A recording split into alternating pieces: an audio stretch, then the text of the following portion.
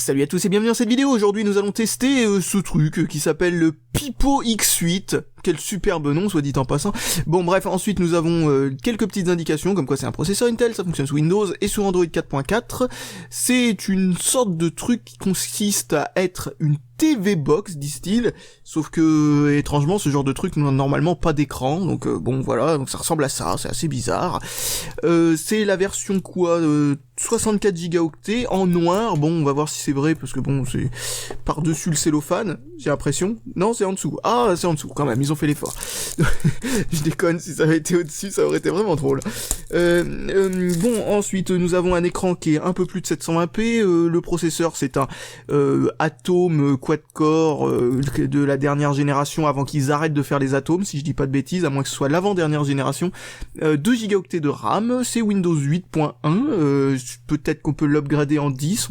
Bah non, maintenant, ça peut plus le faire gratuitement. Ah, à moins que la taille de l'écran fasse que ce soit gratuit malgré tout. Quelle est la taille de l'écran de ce truc ? Où c'est que c'est marqué ? Ah bah tiens, il y a tout marqué sauf ça. Ok, c'est très bien. Merci pour l'oubli des informations essentielles quand même. La taille de l'objet aurait été une information intéressante à avoir. Bon bref, il y a une sortie HDMI, il y a un port micro SD, il y a une sortie audio, il y a un port réseau RJ45, ça c'est le port réseau physique pour le câble Ethernet, de l'USB pour ok x4. Ok, c'est un petit ordinateur quoi, avec du Wi-Fi, BGN et du Bluetooth. Bon, je prononce ça comme ça, démerdez-vous ensuite pour savoir de quoi je parle. Enfin bref, on s'en fiche. Donc, j'ouvre ce truc, ça n'a jamais été ouvert, comme vous pouvez constater. Hop, je me débarrasse du cellophane, on va voir à quoi ça ressemble dans sa petite boîte. Si j'arrive à ouvrir la petite boîte, allez, voilà. Ouais, c'est laborieux. Donc, alors, voici la machine. En fait, on dirait une tablette super fat, quoi. C'est... Attendez, regardez. Donc, port audio sur le côté. Alors, il n'y a pas de port micro, c'est con. Voilà, 2 ports USB derrière, 2 ports USB sur le côté. Voilà. Bon, ça ressemble vraiment à un petit ordinateur. Est-ce qu'il y a un haut-parleur dedans ? Je suppose que oui. Donc oui, ça ressemble vraiment à une tablette fat. Hein. Regardez-moi ça, c'est une tablette en biseau, quoi.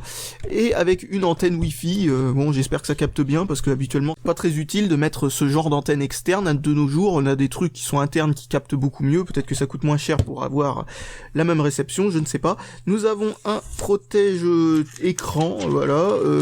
Oula, alors l'écran, je sais pas si ça se verra à la caméra, je pense que ça se verra à peine. Vous voyez ces petites lignes là ici ?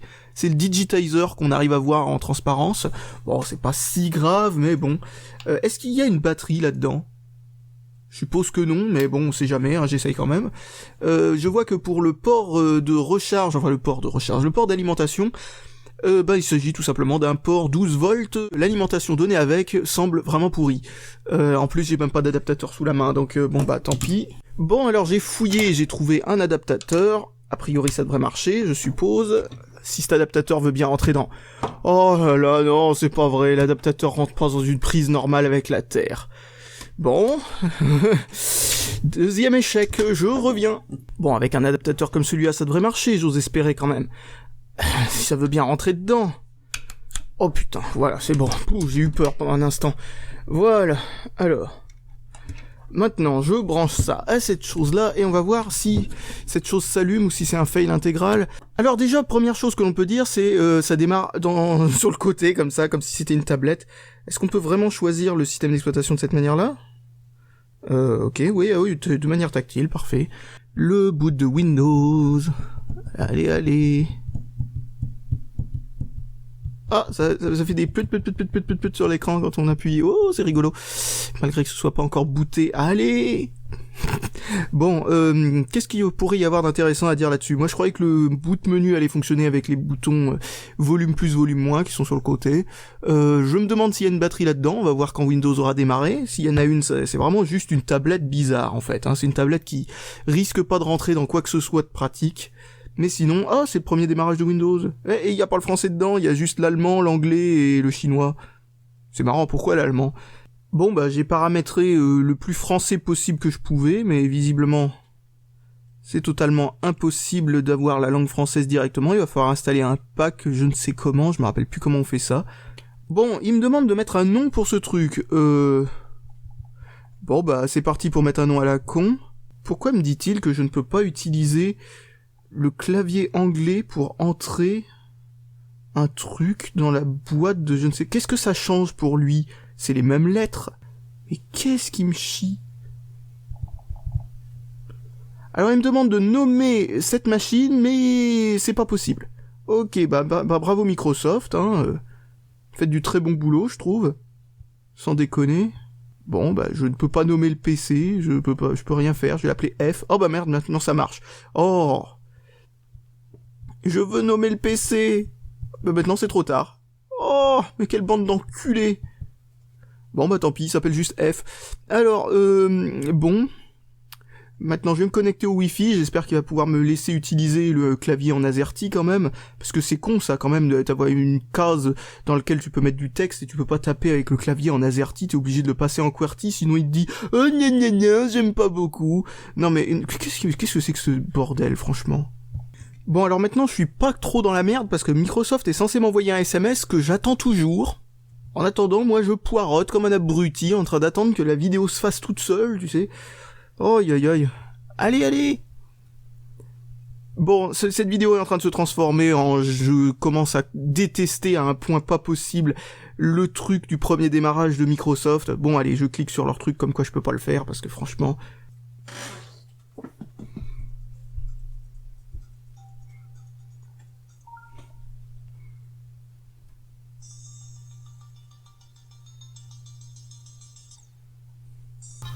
Qu'est-ce qui se passe en fait? Hein, j'attends que Windows ait fini d'installer sa merde. Non. Alors du coup, je me fais chier.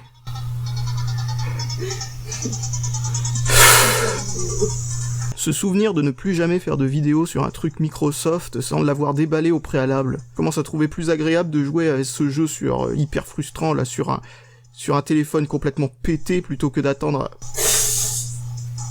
J'avais oublié qu'il était pété. Oui, t'avais oublié qu'il était complètement pété. Bah oui, il est complètement pété. Ah, enfin, c'est fini. Putain, il était temps.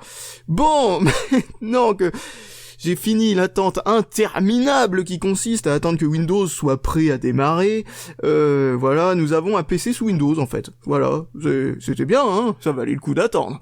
Bon, alors... oui, c'est vraiment ça, c'est juste un PC sous Windows, quoi. Un petit PC sous Windows microscopique, et avec un petit logo pour passer à Android, c'est ça? À quoi ça sert? Je regarde. Ah oui, c'est pour l'interface du démarrage, pour passer de l'un à l'autre.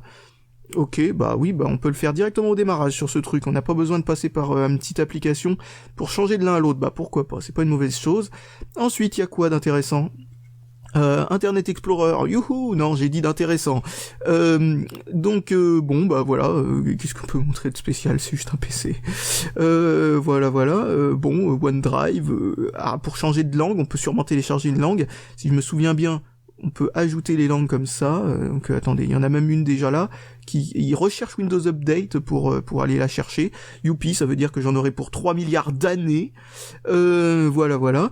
Bon, ben ça a l'air de fonctionner comme il faut pour l'instant, hein. Je ne sais pas trop ce que ça donnera au long terme, j'essaierai ça un peu plus longtemps, mais un truc qui est sûr, c'est que cette espèce de machine peut être vachement utile pour avoir un petit PC sur le côté pour faire des expériences. Vous savez, j'avais réparé un netbook tout pourri pour faire ça, bah ça c'est plus petit, ça pourrait être beaucoup plus sympa pour tester des petits trucs en vidéo quand il y a besoin d'un PC, on va dire...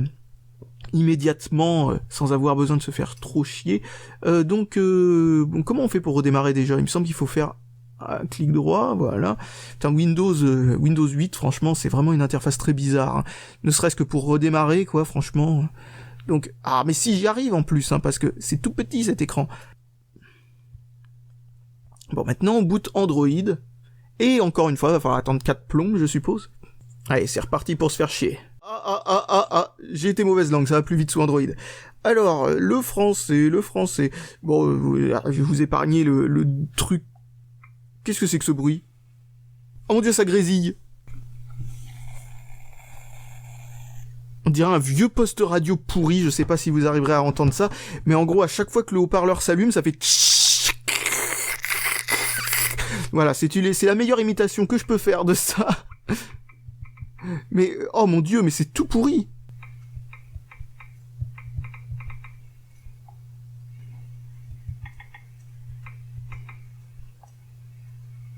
Oh, mais il m'énerve ce truc. Bon, maintenant, ce que je me dis, c'est que j'espère que la prise HDMI ne sort pas cette espèce de bruit crachotant, parce que sinon, franchement, ce truc est juste complètement inutilisable dans la fonction qui est marquée sur la boîte, hein. Alors j'avais dit dans une autre vidéo que les trucs Intel avaient l'habitude de faire des petits bruits comme ça, un peu spéciaux quand enfin, vous savez, quand il y a des accès, etc., ce genre de trucs, parce que leur processeur doit être relativement mal isolé avec la partie son, mais alors là, franchement, c'est extrême à ce niveau-là, c'est vraiment, c'est horrible, quoi, c'est dégueulasse. On dirait vraiment qu'on a ressorti un vieux poste radio Pocket, vous savez, le genre de truc qui, vraiment minuscule et tout ça, des années 90, quoi, c'est vraiment nul, hein. C'est reparti pour se faire chier à nouveau. Putain, mais c'est dingue. Ah, mais c'est la machine de l'attente, hein. Je pourrais peut-être devenir bon à ce jeu à force d'utiliser cette machine, en fait. Oh mon dieu, je viens de recevoir une notification, ça fait bedeglung. Bon, eh bien, je crois que je peux déjà passer à la conclusion sur ce bidule, en fin de compte, hein. Que dire sur cette chose, à part que c'est un ordinateur sous Windows 8.1, avec en dual boot Android 4.4, qui commence à faire vieux, soit dit en passant, et qui, en plus de ça, rame un petit peu, bon, c'est normal, en même temps, c'est une configuration assez faible, fonctionne sur une version de Windows qui est pas génial, c'est un petit peu le cul entre deux chaises, entre Windows 10 qui est un peu mieux et Windows... Bon, après, c'est tout le monde a son avis là-dessus, hein, on s'en fout de toute façon. Mais enfin bref, en tout cas, c'est une machine qui fait très cheap, qui chauffe, qui grésille, avec des boutons qui fonctionnent relativement mal. C'est une tablette sans batterie aussi, c'est assez original comme concept. Bon, c'est pas vraiment fait pour être une tablette, mais clairement, vous voyez que ça fonctionne comme une tablette. Il y a même un gyroscope pour le changement de sens et tout ça, c'est juste une tablette, hein. Franchement, je suis sûr que si je démonte ça... Et les boutons sont vraiment chelous, ils cliquent et tout ça très très fort, je sais pas trop si c'est solide tout ça, mais connaissant déjà le genre de truc que peut faire cette marque, je me dis que ça doit être moyen, j'ai déjà vu notamment... une de leurs tablettes. Donc ensuite nous avons le port réseau et tout ça. Bon, ça peut être pratique d'avoir comme ça une connectique beaucoup plus complète qu'une tablette, mais encore une fois, bon, c'est pas pire, c'est pas mieux non plus que ce que vous pouvez avoir sur un petit netbook, hein. En réalité, j'ai acheté à 200€, qui est à peu près le même prix d'ailleurs que ce truc-là, un ordinateur portable chez Dell qui fonctionne avec un Atom, lui avec.